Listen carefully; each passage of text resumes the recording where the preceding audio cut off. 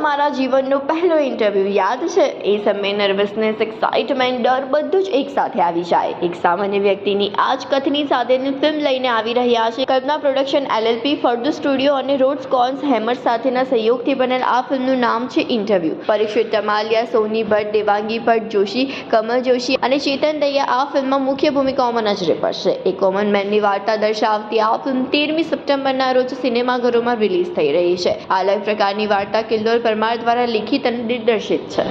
Interview film આમ તો film અમારી જેમાં વાર્તા એકદમ તમારી છે. આ ફિલ્મ તમે ફેમિલી સાથે જોશો તો એક અલગ જ વાર્તાલાપ તમારા ફેમિલી વચ્ચે થશે. જનરેશન્સ બે ભેગી થઈને સરસ એકબીજાની વાતો એક્સચેન્જ કરશે. એ ઇન્સ્ટિગેટ કરશે આ ફિલ્મ. એક નવી વાર્તાલાપ થશે ફેમિલી વચ્ચે. શું સ્ટોરી 13 સપ્ટેમ્બર. એની સ્ટોરી શું છે એકચ્યુઅલી, કે હવે શું મેસેજ શું આપશે ફિલ્મ? સ્ટોરી મેસેજ એ આપે છે કે હસતા રહો. લાઈફ તો બધું થ્રો કરશે જ, પણ હસતા રહો તો એવરીથિંગ વિલ બી ફાઇન.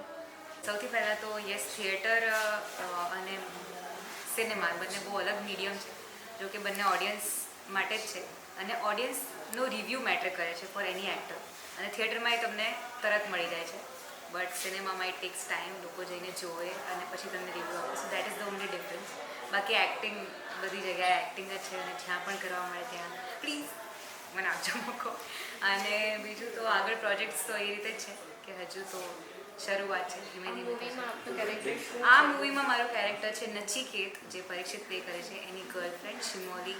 પછી કેરેક્ટરમાં પ્રોગ્રેશન આવશે. આગળ શું થાય છે ફિલ્મમાં એ તમારે જોવું પડશે. 13મી સપ્ટેમ્બરે ઇન્ટરવ્યૂ. 13મી તારીખે 13 સપ્ટેમ્બરે આવી રહી છે ઇન્ટરવ્યૂ. અને એકચ્યુઅલી તો એ દિવસે અમારો ઇન્ટરવ્યૂ છે કે કેવો રહે છે કેવો નહીં, પણ અમને આશા છે કે સરસ રહેશે. એનું કારણ કે અમે જે પ્રોડક્ટ બનાવી છે એના પર અમને ખાતરી છે.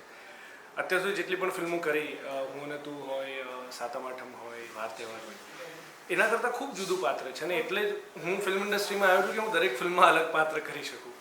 અને એવું જ એક અલગ પાત્ર સાથે, એક અલગ રોલ સાથે આમાં આવ્યા છીએ ઇન્ટરવ્યૂમાં. ઇન્ટરવ્યૂના જે નચિકેતના ઇમોશન્સ છે ને, એ લગભગ દરેક છોકરો કે છોકરી જે એની લાઈફનું ફર્સ્ટ ઇન્ટરવ્યૂ આપવા ગયા હશે, એની લાઈફમાં થતા, એની લાઈફમાં એને અનુભવ્યા હોય એવા ઇમોશન્સ છે. એટલે અમે કહીએ છીએ કે આ ફિલ્મ ખૂબ રિલેટેબલ કોન્ટેન્ટ છે. અને આ પાછળ પણ રિલેટેબલ હતું, અત્યારે પણ છે ને આગળ પણ રહેશે. ને એટલે જ તમારે ઇન્ટરવ્યૂ જોવી જોઈએ. તો હવે સીધા મળીશું 13 સપ્ટેમ્બર.